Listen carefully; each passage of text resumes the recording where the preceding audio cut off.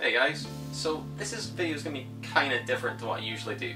I was actually just setting up to record. I was setting up my amplifier to record some stuff with microphones, and I thought, you know, I actually have the same gear that I've been using on amp modeling software, Line 6 Podfarm, for a long time.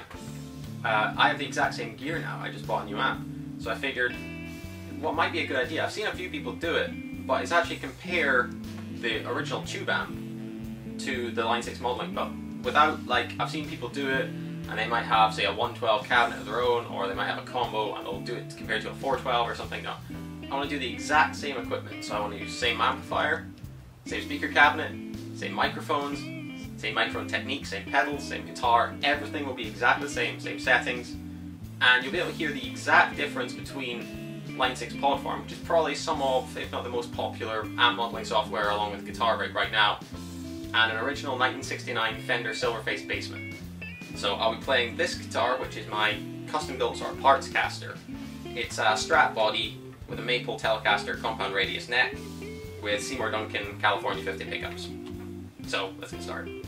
So the amp I'm going to be using is a 1969 Fender Bassman 70, and I'm using the normal channel with the bright switch off, volume at 10, treble at about 8, and bass about half 4. The cabinet I'm using is a 412 Marshall 1960A cabinet with Celestion G12 speakers that are 75 watts each, which is the same cabinet that I'll be going to be using on the Line 6 as well. The microphones are also going to be exactly the same, which is an SM57 on axis right up next to the speaker cone, and a large diaphragm condenser mic. In this case it's a Rode NT1000, just a wee bit farther back from the speaker and just kind of slightly off center. Okay, so now we're taking a look at the tone in Podfarm. So as you can see, I've got the exact same amp, which is the 1967 Silverface Bassman. I'm running a 1969, but it's the same amp really. As you can see from the picture there, it has the two channels, the bass channel on the left and the guitar channel on the right with 3 knobs each. However, what annoys me about this amp simulation in particular is that when you actually go into the bass amp, it has different controls. It has a low mid and a high mid, which don't exist on the original, which to me makes no sense. If you're modeling an amplifier, then surely you'd want to keep the controls the same. But, you know, so to get it exactly the same as what I've done, I've just set the mids, both the low and the high, at 5, which is essentially what the settings would be on my original if I had those knobs on it. And as you can see, I'm running this as a dual layer amp thing. Basically, they're exactly the same settings on both, so all it is doubling the volume and creating a stereo sort of mic spread. This is how you would create a 2-mic setup if you wanted a left and right channel. For example, on the left, I've got what I would have in real life is a SM57, close mic'd on axis, and on the right, this is a UX67, which is a Neumann microphone. I've got a Rode NT1000. It's a very similar microphone. It's obviously not expensive because I don't have a casual £1,500 to spend, but you get the idea. It's pretty much the same. It's a large diaphragm condenser mic pulled slightly further back from the speaker cabinet.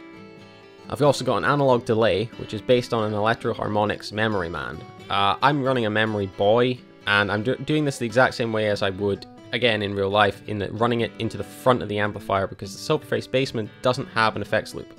So I'm running this analog delay straight into the front, and basically what that does, it gives me a slightly thicker tone. I've got very low settings on it, and it just kind of thickens up the tone and adds a slight natural kind of reverb sound. I know a lot of analog delay and digital delay kind of aficionados would get really angry at me for this, but if I like the sound, I don't really care. And I've also got a tube screamer set with the exact same settings as I would on my original as well. Another thing that annoys me about Podfarm, and the Line 6 products in particular, is the fact that a single channel, according to this, is stereo, which it's not. Like, if I ran a single layer of amps, I can record that as an output, as a stereo output, which isn't actually doing anything other than doubling the signal and hard panning left and right. So if you want a natural sound when using Podfarm, you either have to record an output as a mono signal, or you do what I've done here with the exact same settings and create 2 mono signals, a left and a right, and hard pan them yourself. That's how you create a stereo signal. Because, for example, with Line 6, with the UX2, or the HD Pro that I've got, I could run a single microphone in, and then send that as a stereo output, which it's just baffling. But whatever. That's what they do.